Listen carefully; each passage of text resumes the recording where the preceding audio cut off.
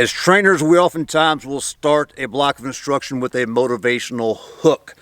It's that little vignette, if you will, that gets the student invested in that block of instruction. Why is it important for them to master this skill set? For example, when we're talking about one-handed shooting techniques, oftentimes we'll begin that block with discussions of if you're in a defensive fight for your life, there's a good chance you may have an injured hand. Therefore, it necessitates you being fluent with those one-handed shooting techniques before that engagement occurs. What we rarely begin that block though with is a discussion of a pre-planned life event such as rotator cuff surgery. In this video, we're going to be discussing some things for you to consider before your surgery date that will set you up for success and ease your transition back into your daily care routine once it is safe and prudent to do so. This is Mike with Cold Bore Tactical. Now let's get into it.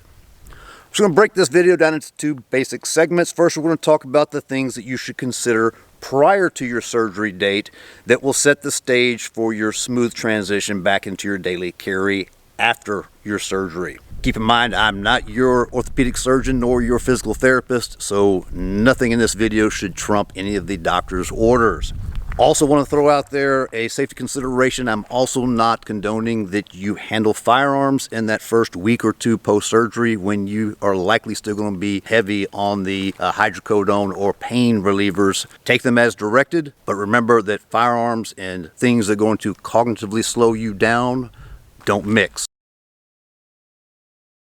Right now I'm about the 4.5 week mark after my shoulder surgery. It was a bit more extensive than what I had before I retired out of Special Forces. My right shoulder, if I remember correctly, I was back on the range shooting handguns about 2 weeks later. With the left shoulder, it was a complete tear of the tendon, and there was some more magic stuff they did up in the joint. Therefore, the recovery time is at least 6 weeks in a sling, and then physical therapy starting after that.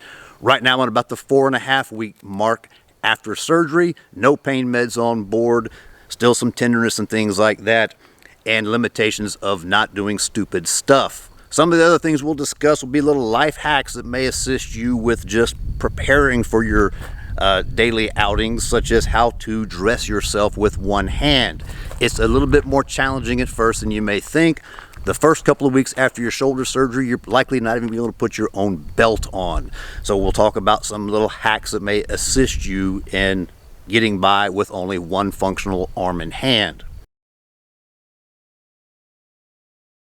So your first pre-surgery task we want to discuss is determining if your everyday carry setup, especially your gear placement, will allow for a smooth one-handed draw stroke and a one-handed reload. Now, if you're having surgery on your non-dominant side, then likely you'll only need minor tweaks to how your carry gear is set up. For example, I am right hand dominant and I typically carry appendix inside the waistband, and my spare mag pouch or carrier, if I'm carrying it on the belt line, is typically at the 9 o'clock position.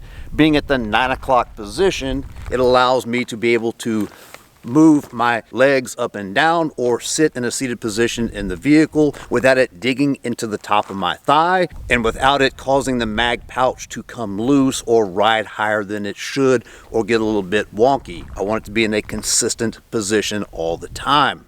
What I found, however, is that reaching that far over was not quite conducive to getting that spare magazine out. What I found was that I needed to shift it even more to the center line because this was super tender, and trying to tweak around this way, it put a little bit of tension up here on the shoulder, and it reminded me that that was dumb. So I shifted my stuff over to the center line a little bit more, which allowed me to just reach down easily and to grab that. We'll discuss in the second half of this video how to modify the actual technique for securing the magazine. Right now we're going to focus on just gear setup as a pre-surgery task. If your surgery is on your non-dominant side, it will likely require very little modification or tweaking of your current everyday carry setup. If, however, you're getting surgery on your dominant side, remember, it's likely going to be out of the game for at least a month or two. So I would encourage you to begin your preparatory phase a little bit earlier so that it will allow you time to get that muscle memory down, begin that myelination process, if you will, because you're going to need to practice with your weak side draw stroke. I would encourage you to invest in a holster where you can carry on your non-dominant side and begin practicing that before surgery so that after surgery it's less of a learning curve. One of the things to consider equipment-wise is, can you smoothly holster and unholster your gun while the slide is locked to the rear? There will be times when we need to holster our gun with the slide lock open to facilitate, for example, a slide lock reload or for some of the malfunction drills.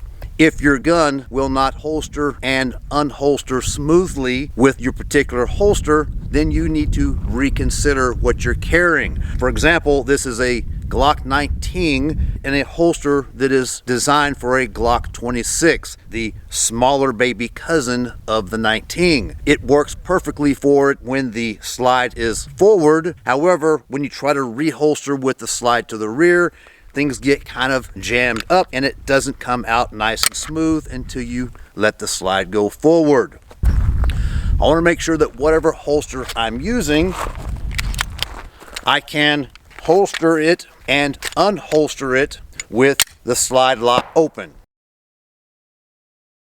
So once you're confident that your gear setup is going to be accessible by whichever hand is going to be your dominant hand, now we're going to find our landmarks.